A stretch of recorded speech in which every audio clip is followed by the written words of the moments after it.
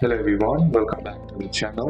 Hope you are doing well and fine, and in today's video I'll be showing you how to list tickets on TickPick. So without wasting any time, let's just jump right on the video and make sure to watch this video till the end and follow the steps as well. In order to list tickets on TickPick, what you need to do first is head over and open up your TickPick app. Then once you're inside the app, what you need to do now is log into your account. Then once logged into your account, what you need to do is select the sale option on the top of your screen, and then once you're inside here, you'll find the option that says add listing on the bottom right corner of the screen. Simply tap on that.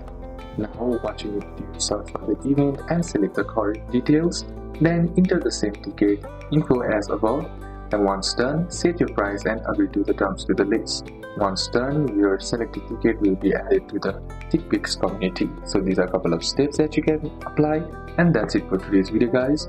Hope this video was useful to you. Leave a like if it did, comment down any questions that you have, and see you soon on the next one.